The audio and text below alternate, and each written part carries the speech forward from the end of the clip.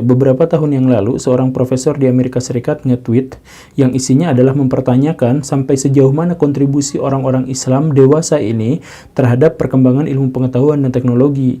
Dulu, kata dia, dulu orang-orang Islam itu memberikan banyak sekali sumbangsi terhadap peradaban. Kita sekarang tidak banyak bisa melakukan sesuatu kalau tanpa bantuan dari orang-orang Islam di zaman dulu. Tetapi sekarang, 2 miliar populasi umat muslim di seluruh dunia ternyata hanya mampu memberikan sumbangsi selevel dengan satu fakultas di satu universitas di Amerika Serikat. Itu fakta, itu didasarkan pada data. Dan Baraya bisa cek data dimanapun juga tentang hal ini, Baraya akan menemukan hal-hal yang kurang lebih serupa dengan fenomena yang disampaikan oleh Pak Profesor tadi itu. Nah, tetapi alih-alih kita berpikir dan berintrospeksi diri tentang kenapa kita menjadi seperti ini dan kemudian mencari dan menemukan solusinya, kita malah menghujat habis-habisan Pak Profesor tadi itu. Si Profesor tadi itu di tweetnya langsung dihujat, dijelek-jelekan, dasar fasis, dasar rasis, dasar anti agama, dan sebagainya, dan sebagainya. Sebenarnya yang jadi masalah itu adalah umat muslimnya. Ketika dihadapkan pada satu otokritik terkait dengan peradaban, mereka seharusnya sadar diri dan kemudian berkontemplasi, kemudian mereka menemukan solusi, bukan malah menghujat pihak-pihak yang sejak saat itu dianggap sebagai musuh mereka. Saya katakan begini Baraya, bahwa orang-orang Islam zaman sekarang itu punya penyakit, punya masalah, yaitu mereka seringkali menjadi musyrik dengan mengasosiasikan diri mereka dengan agama atau mengasosiasikan diri mereka itu dengan Tuhan. Misalkan, ketika ada seorang muslim yang bersalah, maka itu akan dibela habis-habisan kalau muslim itu berkonflik dengan orang-orang non-muslim, misalkan. Padahal si orang Islam itu ya namanya juga orang, bisa benar, bisa salah. Kalau dia salah, nggak usah dibela. Kalau benar, ya ayo kita dukung sama-sama. Kan semestinya seperti itu. Tetapi di dunia Islam saat ini, ketika misalkan ada seorang muslim yang salah, itu bisa sampai dibela mati-matian, sampai mati secara literal. Orang yang membelanya itu benar-benar membela, mengorbankan dirinya untuk mempertahankan si orang muslim yang bersalah tadi itu. Padahal kan ya kalau salah masalah aja Baraya, terima kesalahannya, kalau benar ayo kita dukung sama-sama. Nah, tetapi kita tidak akan banyak membahas tentang itunya, kita justru akan membahas pertanyaan dari Pak Profesor tadi itu. Kenapa dulu umat muslim bisa memberikan kontribusi yang sangat luar biasa terhadap perkembangan peradaban dunia, tetapi sekarang kita tidak mampu bisa melakukannya. Di banyak episode di channel ini saya sering sampaikan Baraya bahwa orang-orang Islam itu sekarang membalik agamanya. Jadi Islam itu sekarang agamanya menjadi terbalik karena dibalik oleh pengikut-pengikutnya sendiri. Misalkan, gagasan awal Islam itu adalah Islam sebagai agama cinta kasih, tetapi pengikutnya sekarang bikin rusuh di mana-mana. Kemudian Islam itu landasan awalnya itu adalah rasional, tetapi entah bagaimana pengikutnya sekarang emosional semuanya di mana-mana. Demonya teriak-teriak dan lain sebagainya lah yang kasar-kasar seperti itu. Nah, kenapa bisa sampai dibalik seperti itu? Kita di sisi lain juga tidak bisa memberikan kontribusi positif terhadap peradaban dunia. Misalkan pakaian saya ini memang batik dan mungkin saja dilabeli dengan merek-merek yang dibuat oleh orang-orang Islam, tetapi proses pembuatannya menggunakan mesin-mesin dan sebagainya itu sama sekali tidak melibatkan orang-orang Islam, karena orang Islam tidak mampu membuat mesin untuk membuat kain. Apalagi soal gadget, apalagi soal ekonomi dunia, apalagi soal pemerintahan tata global dan sebagainya. Umat Muslim tidak terlibat dalam hal itu karena tidak bisa melakukannya. Adakah orang-orang Islam atau perusahaan-perusahaan yang berbasis Islam itu yang misalkan membuat drone, membuat pesawat luar angkasa seperti yang dilakukan oleh Elon Musk gitu ya dan sebagainya? Kan tidak. Kenapa tidak bisa seperti itu? Karena Islam itu dibalik. Saya ambil contohnya begini Baraya, kita mulainya dari yang paling awal. Generasi sahabat adalah generasi terbaik yang dipahami oleh orang-orang Islam. Apakah yang membuat mereka menjadi generasi terbaik? Apakah mereka memiliki ilmu keislaman yang sangat luar biasa? Ternyata sangat tidak. Kalau misalkan kita bandingkan soal hadis saja, misal Bukhari itu mengetahui setidak-tidaknya 300.000 hadis, bukan mengetahui, menghafal 300.000 hadis. Kemudian Ahmad bin Hambal dikatakan mengetahui sampai sekitar 1 juta hadis atau bahkan lebih. Imam Abu Hanifah bisa dikatakan sampai 800.000 hadis dan sebagainya. Coba kita bandingkan dengan para sahabat. Umar bin Khattab itu hafal hadis sekitar 500 saja, nggak pakai ribu, 500 saja. Abu Bakar 300 sampai 500-an, Ali sekitar 1000. Itu pun 1000 itu kalau sudah dicampur-campurkan dengan hadis-hadis yang dibawakan oleh orang-orang Syiah. Utsman sekitar 600-an hadis. Jadi jumlahnya jauh lebih sedikit. Kenapa para sahabat jumlah pengetahuan tentang Islamnya jauh lebih sedikit, tetapi mereka dianggap sebagai generasi terbaik? Kita juga misalkan mengetahui bahwa soal Al-Quran aja, semua imam mazhab itu hafal Quran di luar kepala. Tetapi di antara generasi sahabat yang hafal Quran itu tidak banyak. 4 orang Abdullah Abdullah bin Umar, Abdullah bin Mas'ud, ya, Abdullah bin Abbas, Abdullah bin Amr itu lah hafal Quran. Abdullah bin Amr mungkin tidak hafal Quran, tapi dia mencatatnya. Ali hafal Quran, Utsman hafal Quran. Tetapi selain itu kita tidak mengetahui ada sahabat yang hafal Quran. Abu Bakar, Umar itu tidak hafal Al-Quran.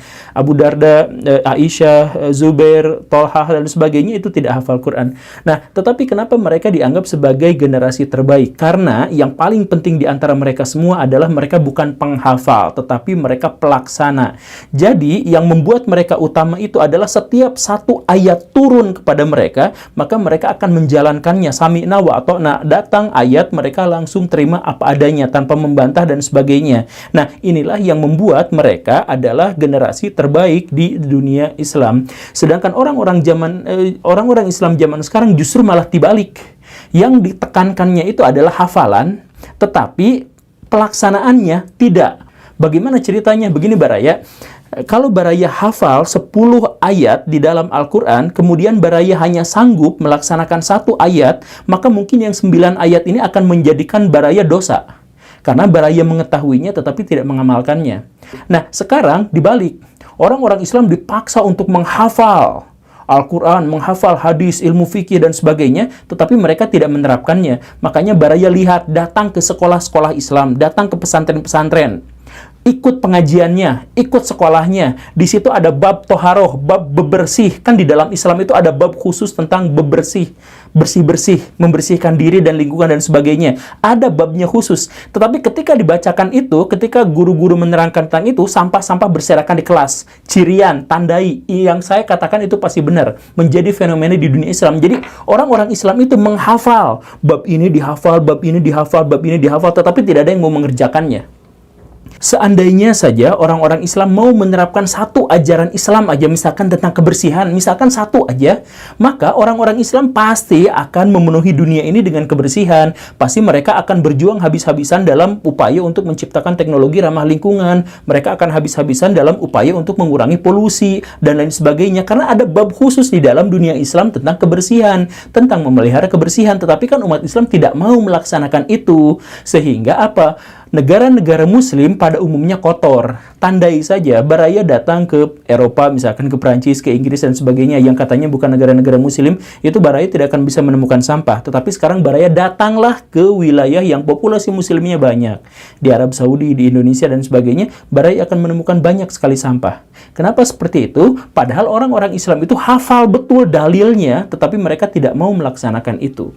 Bahkan kemarin misalkan di Indonesia ada sebuah organisasi atau perkumpulan yang punya target akan mencetak sekian juta penghafal Quran. Baraya, di Indonesia itu yang menghafal Quran itu 30.000 orang. Udah sangat banyak. Yang jadi masalah itu adalah pelaksananya. Pelaksananya siapa di Indonesia? Kan itu. Kenapa tidak ada di Indonesia itu orang-orang yang berjuang untuk melaksanakan Quran? Semuanya menghafal. Dan bahkan yang melaksanakan Quran itu dilarang. Misalkan begini Baraya, gini ya. Baraya mau puasa. Kalau Baraya mau puasa, itu Baraya harus tahu kapan mulainya. Kapan mulai tanggal 1 Ramadan itu kapan. Dan untuk mengetahui itu, Baraya harus menguasai ilmu astronomi. Maka menguasai ilmu astronomi itu adalah wajib sebagai bagian dari ilmu syariat. Tetapi sekarang kalau belajar ilmu astronomi itu dianggap sebagai ilmu dunia. Jadi upaya untuk menerapkan syariat-syariat Islam itu dikatakan malah ilmu dunia.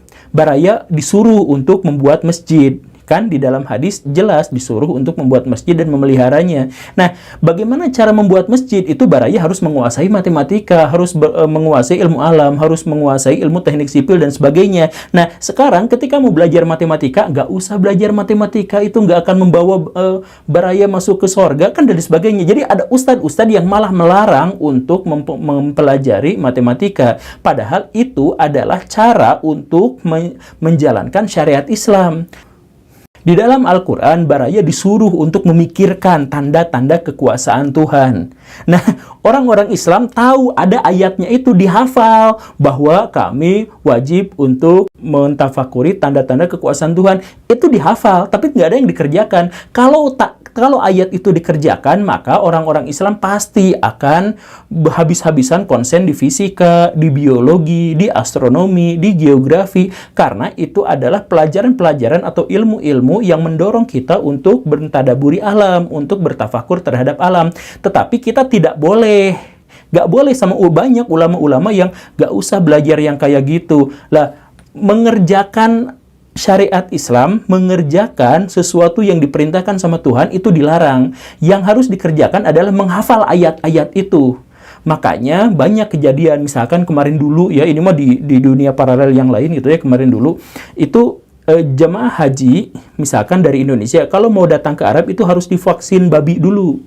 Vaksin suntik ini kenapa? Karena di Arab Saudi itu kan ada penyakit-penyakit tertentu yang kita mungkin tidak terbiasa untuk itu. Maka untuk menyelamatkan nyawa kita harus divaksin. Sayangnya, karena orang Islam itu tidak bisa membuat vaksin, maka vaksin itu harus diminta ke negara yang lain. Mungkin Belgia atau Italia yang semacam itulah ya. Nah, karena negaranya itu adalah non-muslim, maka wajar saja kalau mereka menggunakan babi. Tetapi orang-orang Islam langsung ulama-ulamanya berfatwa, ya udahlah darurat, nggak apa-apa, suntik aja babi gitu.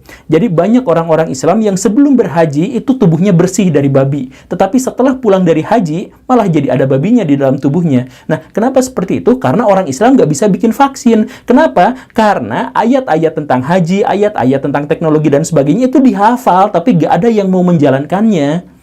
Di dalam Islam, Baraya disuruh untuk menjadi wakil Tuhan di muka bumi. Kalau Baraya mau menjadi wakil Tuhan di muka bumi, maka kuasai media massa, kuasai teknologi, kuasai ilmu tentang kedirgantaraan, kuasai ilmu tentang kemaritiman dan sebagainya, agar Baraya menjadi wakil Tuhan di muka bumi. Karena dengan setelah itu terjadi, maka Baraya bisa memberikan kontribusi positif terhadap masyarakat. Baraya bisa menaungi orang-orang yang kemiskinan dan kelaparan. Baraya bisa mengentaskan orang-orang yang sekarang sedang kerepotan dan sebagainya. Baraya bisa menyelamatkan lingkungan dari polusi dan sebagainya. Nah, itu semua menggunakan ilmu. Dan kenapa harus seperti itu? Karena Tuhan yang memerintahkannya. Nah, ayat tentang perintah Tuhan untuk melakukan itu bukan sekedar dihafal, tapi harus dipraktekkan. Baraya di dalam Al-Quran, misalkan ada kata-kata bahwa Baraya itu akan menjadi pendusta agama kalau Baraya tidak berkontribusi terhadap pengentasan kemiskinan. Nah, ayat itu bukan hanya dihafal, tapi itu direnungkan lalu dilaksanakan, bahwa sebisa mungkin Baraya harus menciptakan ilmu ekonomi yang sebaik-baiknya, memahami ilmu ekonomi yang sebaik-baiknya, agar Baraya bisa mengentaskan orang-orang dari kemiskinan, agar Baraya bisa memberikan bantuan yang sangat signifikan terhadap orang-orang miskin. Bukan hanya memberikan bantuan sehari itu saja, tapi menciptakan sebuah sistem ekonomi yang sangat baik. Kan begitu. Nah, jadi rumusannya itu begitu. Tetapi setiap mau belajar ekonomi, jangan itu ilmu dunia. Yang lebih penting adalah fa'ala yaf'ilu fi'lan, doroba yadribu dramben. Yang diajarkannya yang seperti itu. Lebih anehnya lagi adalah bahwa ketika belajar matematika dianggap salah, ketika belajar fisika itu dianggap ilmu dunia dan sebagainya, yang harus dipelajari adalah ilmu fikih. Ilmu fikihnya ilmu yang salah. Jadi Baraya begini ceritanya ya. Ilmu fikih itu dalam sejarah manapun, itu generasi sahabat, generasi tabi'in, generasi tabi'ut tabi'in, generasi imam mazhab dan sebagainya, itu fikih yang dimaksud itu adalah bagaimana caranya mengimplementasikan ajaran-ajaran di dalam Islam secara teknis dan praktis dalam kehidupan keseharian. Itulah yang namanya fikih. Begitu. Nah, jadi ada Quran, ada sunnah, tetapi dalam implementasi hari ini itu bagaimana menerapkannya, ini itulah yang namanya fikih. Nah, yang dilakukan oleh orang-orang Islam zaman sekarang itu bukan belajar fikih. Yang dilakukan adalah fikih imam mazhab anu, imam mazhab anu, imam mazhab anu, imam mazhab anu dihafalin. Jadi coba baraya cari yang dimaksud dengan imam fikih zaman sekarang itu adalah orang yang mengetahui perbedaan pendapat antara imam-imam mazhab dan mengetahui persamaan di antara imam-imam mazhab dan mengetahui ijma di antara mereka dan sebagainya. Bukan mempelajari fikih yang sesungguhnya sangat konstruktif. Kalau soal penerapan, kalau soal pelaksanaan, kalau soal mengamalkan, orang-orang Islam nggak mau. Yang dilakukan adalah menghafal fatwa-fatwa ulama yang hidup 1300 tahun yang lalu.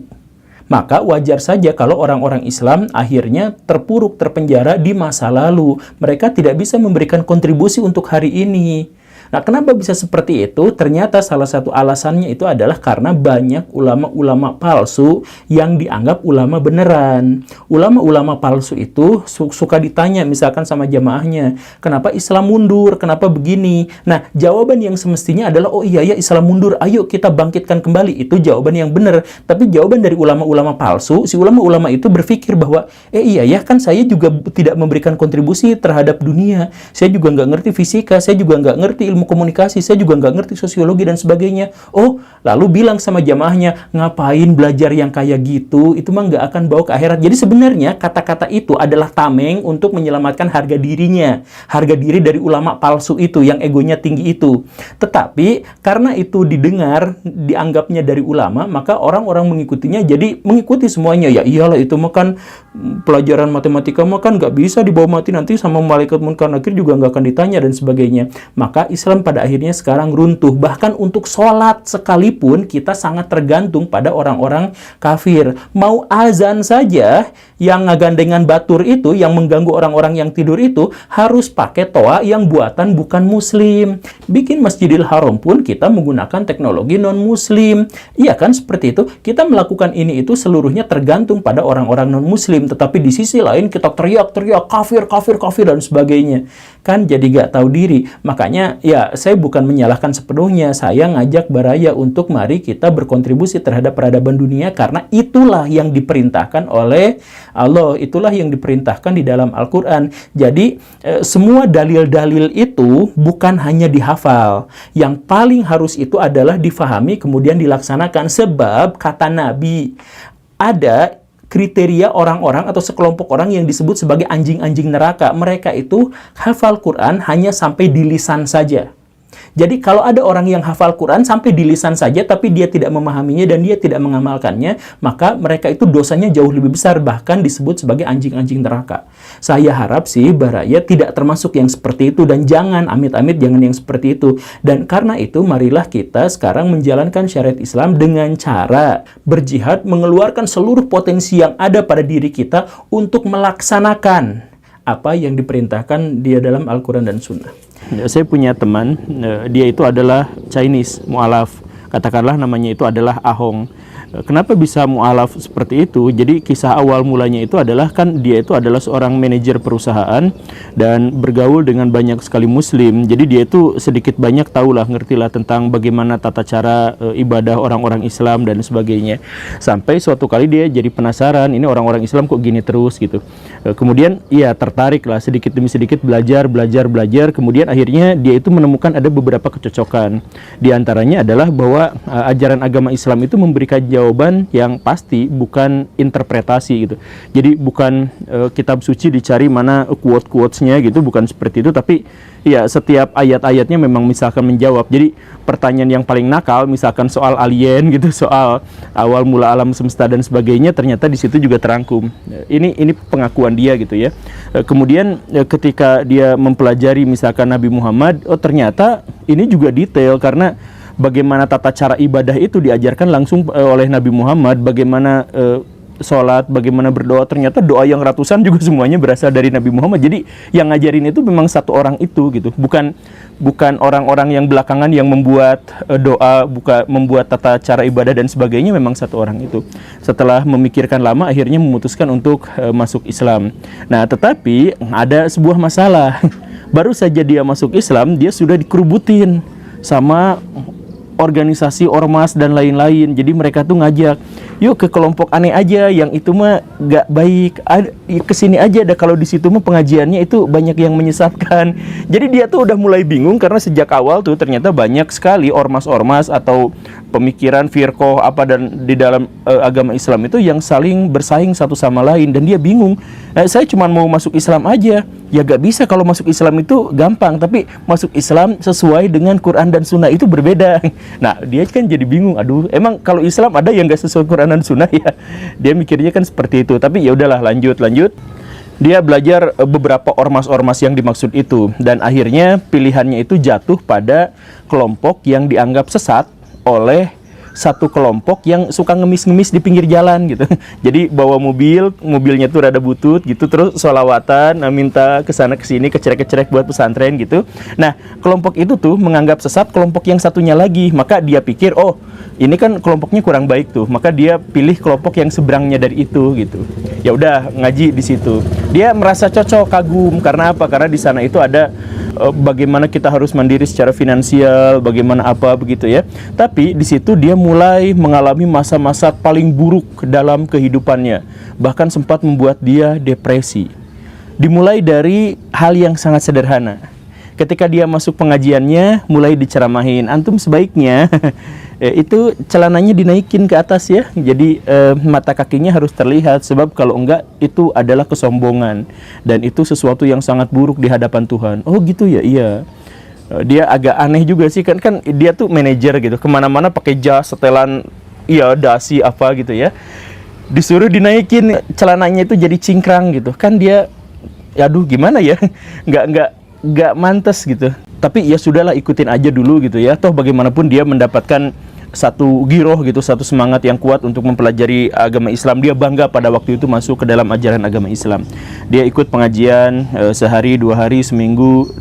Kemudian semakin kesini dia menemukan sesuatu yang semakin gak cocok untuk dirinya gitu, semakin janggal gitu. Tapi ya dia ikutin aja karena imannya masih kuat. Sampai suatu kali pas bulan Desember, nah dia itu kan keluarganya itu masih non muslim, keluarganya masih ikut pada agama lamanya gitu, ibu, adik, kakak semuanya gitu ya. Nah pas Natalan itu ya dia ikut datang, kemudian mengucapkan selamat begini-begini, walaupun keluarganya juga udah tahu dia itu convert gitu, pindah agama. Tapi ya toleransi aja, biasa dia ngucapin selamat apa gitu. Nah dia di situ langsung mendapatkan hentakan gitu. Dia jadi sasaran tembak itu, dimarahin langsung. Antum kenapa, di mana akidah antum itu digadaikan? Loh, akidah saya digadaikan gimana ya? Kenapa antum ikut-ikutan mengucapkan selamat Natal? Ya itu keluarga saya. Jadi kalau Natalan ya biasa aja kumpul-kumpul, nanti Lebaran juga kumpul-kumpul, mereka juga datang, nggak apa-apa. Ya bukan kayak gitu, masalahnya nggak boleh mencampur adukan agama. Mencampur adukan gimana, saya cuma datang, itu keluarga saya harus jaga silaturahim, bla bla bla bla bla. Tapi tetap itu dimarahin, itu haram, itu nggak boleh, itu menyerang akidah dan sebagainya. Nah di situ kan dia mulai, aduh kok kayak gini gitu. Tapi ya sudahlah, itu pas Natalan gitu ya. Jadi dia sembunyi-sembunyi aja ngomong ke keluarganya apa kayak gitu. Nah pas Natalan itu kemudian kan bersamaan dengan hari libur panjang kan, anak-anak sekolah dan sebagainya. Maka dia memutuskan juga berlibur ke vilanya, ke villa di pinggiran kotanya yang di gunung, di villanya itu enak di situ. Jadi nginep aja beberapa hari, 3 hari, 4 hari di situ gitu. Ternyata itu pun dikejar juga, dimarahin juga. Lah kenapa juga? Ini antum ikut-ikutan perayaan orang-orang Nasrani. Tahun baru itu kan hanya orang Nasrani. Antum itu kan sudah muslim. Antum sudah seharusnya nggak usah ikut-ikutan. Ya bukan ikut-ikutan Ustadz, ini mas saya mah cuma momen libur sekarang semuanya jadi berkumpul di situ. Ya kenapa harus momen liburnya teh pas tahun baru gitu? Kenapa? Itu bakar ikan kan? Iya di sana bakar ikan, bakar ayam ya sama teman-teman di situ. Nah itu berarti ikut merayakan. Jadi aduh. Iya, ya udah ikut merayakan. Nanti jangan gitu lagi ya. Kalau misalkan antum itu sudah menjadi orang Islam, jangan sampai ikut-ikutan pada atau tasabuh pada orang-orang non-muslim ya. Ya. Dan setelah itu si ustadznya itu ternyata merasa bahwa si Ahong ini teh jadi mulai ngebantah, makanya dia itu makin kesini makin sering untuk ngajakin pengajian, ngajakin apa, karena takut ini kebawa-bawa lagi sama orang-orang Kristen, katanya takut seperti itu. Makanya sempat juga si Ustadz ini ngomong sama Ahong ini, Hong kalau bisa jangan terlalu dekat sama keluarga. Kenapa?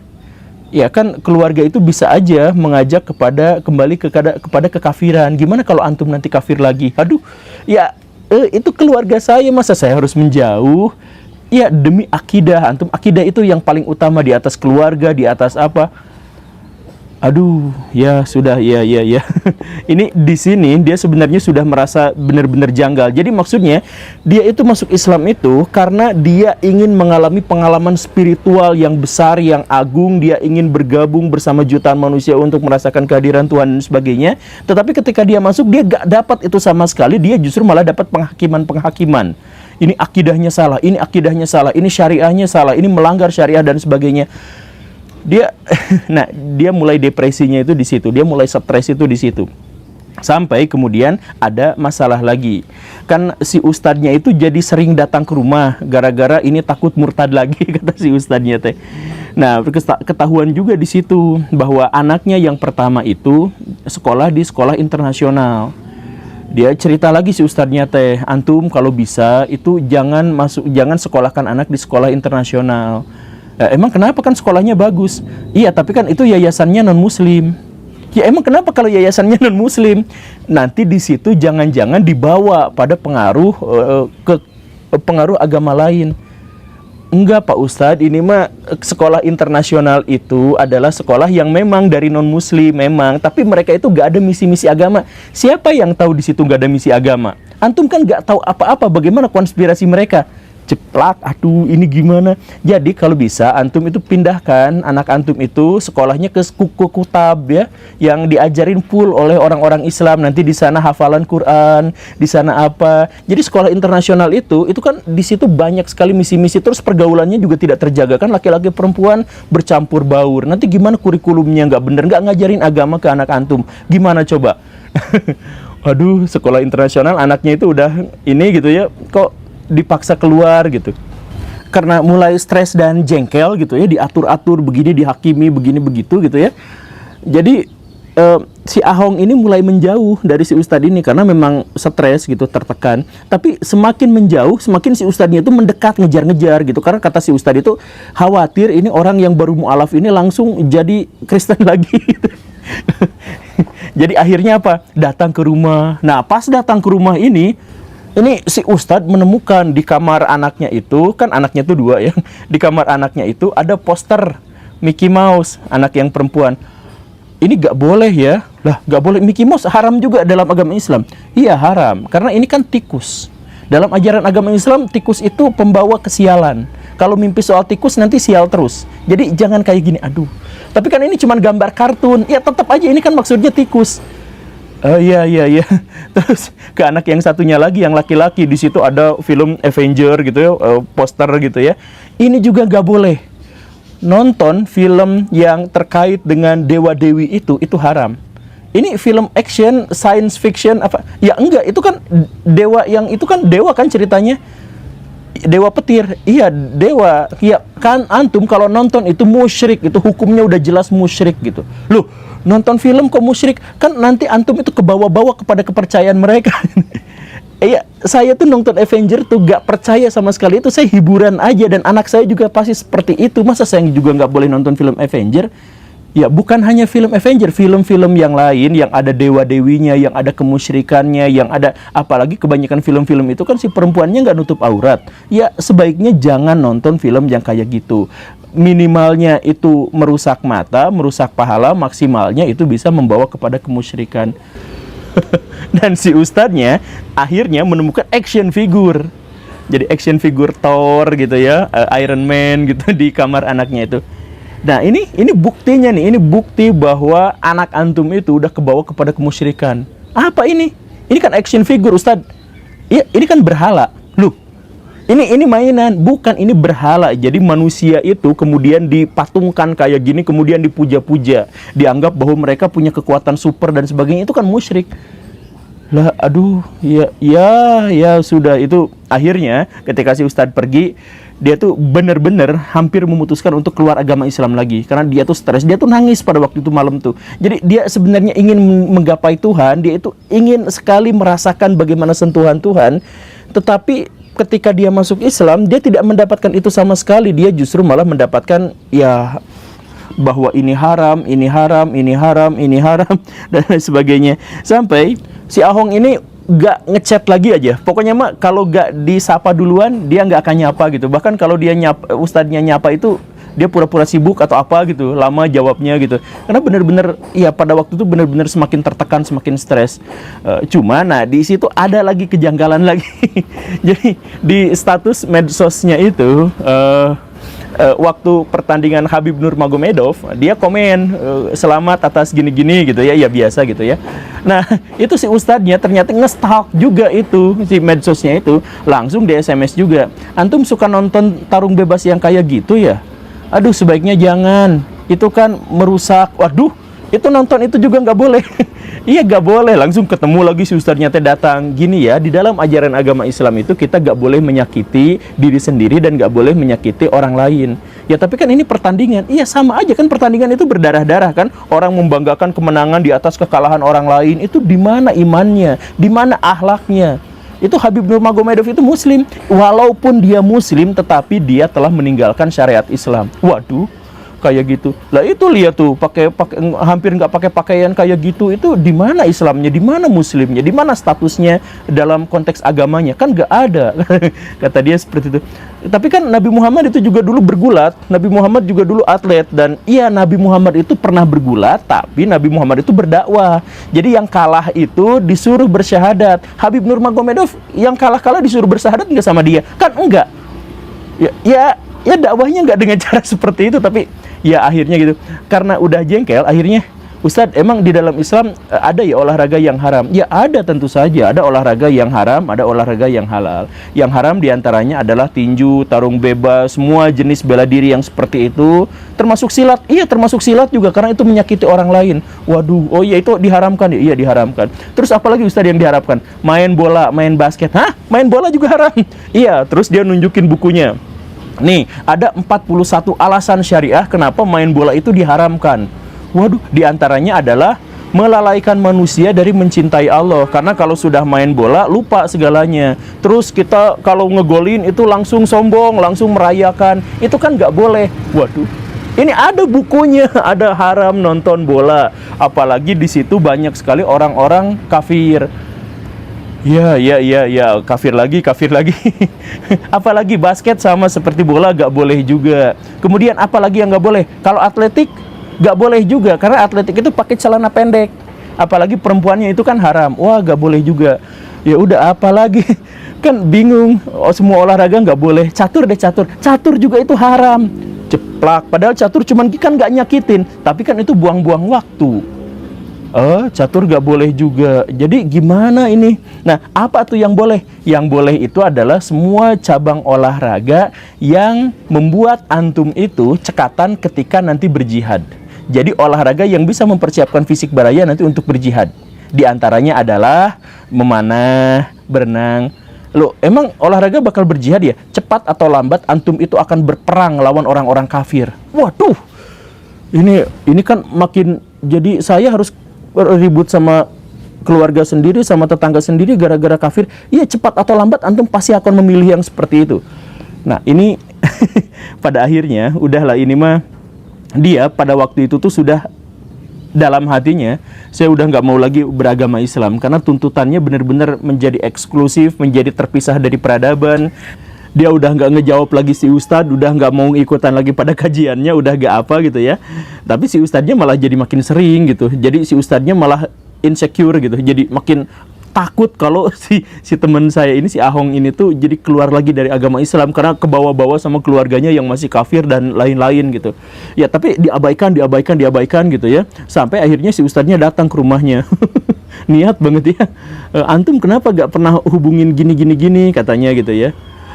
Ya karena bingung gitu, aduh saya diteror terus kayak gini. Akhirnya dia tuh jawab, saya tuh stres, saya tuh depresi, saya tuh tertekan. Baru aja dia mau menjelaskan kenapa dia tertekan, tapi dia langsung, oh ini antum itu karena kerasukan jin. Jadi antum harus diruqyah. Jadi yang namanya depresi, yang namanya stres itu harus diruqyah. Oh gitu.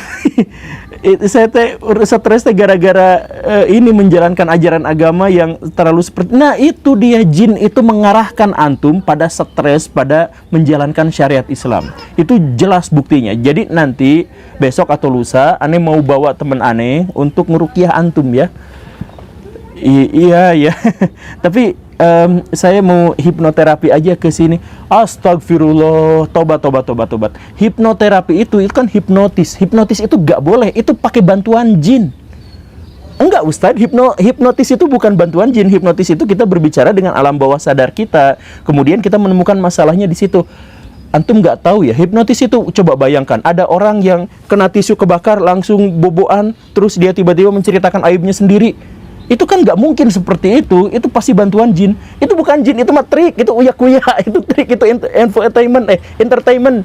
Enggak, antum nggak tahu apa-apa. Jin itu perilakunya kayak gitu. Jadi kalau ada yang sulap, ada yang apa, itu semuanya bantuan jin. Sulap itu Ustadz, sulap dia jadi berani ngebantah kan. Sulap itu bukan bantuan jin, sulap itu trik. Coba antum bayangin, gimana ceritanya ada orang dibelah, nyambung lagi. Pasti bantuan jin. Antum itu mikir pakai logika, itu triknya bagaimana? Itu jelas bantuan jin. Ya, oke lah, MS lah Mas ya. Udah, akhirnya beneran. Sudah pertemuan itu, lusanya bener bawa orang untuk ngerukiah. Ya, ada ritual rukiah gini gitu. Iya. Nah, pas sudah selesai kan. Nah, karena di rumahnya, nah, istrinya datang ngasih ini kan, ya nyuguhan gitu ya, biasa kan ngasih makanan ke tamu gitu ya. Ini si ustadznya langsung astagfirullah. Teman saya bingung lagi ngelihat ke istrinya udah pakai hijab, udah longgar juga. Kenapa juga astagfirullah ya? Ya sudahlah, oke lah. Nah tapi kemudian pas nyuguhan itu, pas ngasih makanan itu kan si istrinya juga bingung, takut ini itu diharamkan gitu.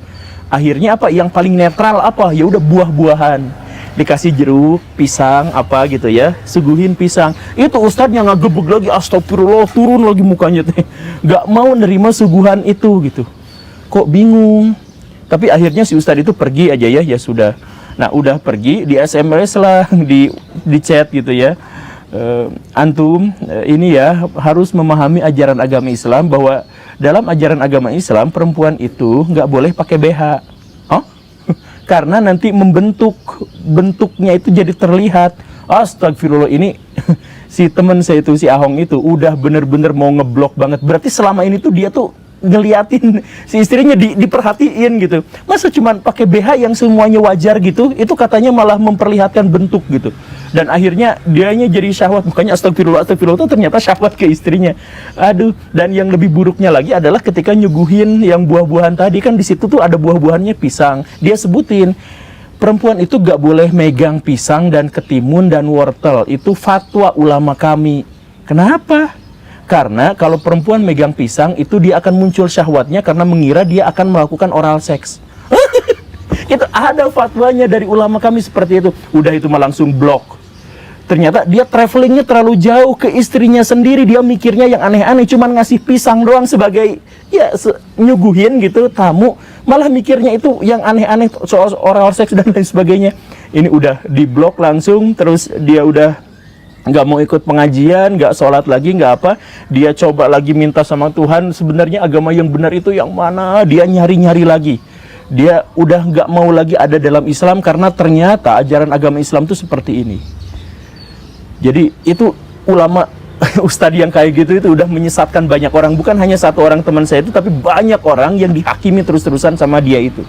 Begitu. Jadi banyak juga yang murtad tuh gara-gara dia, bukan gara-gara misionaris, bukan gara-gara kristenisasi, bukan apa.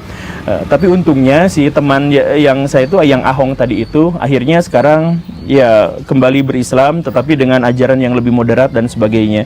Gara-gara sesuatu yang nggak usah diceritakan di sini. Tapi inti ceritanya adalah seperti itu. Semoga Kak Baraya bisa menyikapinya dengan sebaik-baiknya. Saya tidak menghujat siapapun kecuali orang-orang yang telah menghujat agama Islam. Terima kasih karena sudah menyimak. Saya Guru Gembul. Assalamualaikum warahmatullahi wabarakatuh.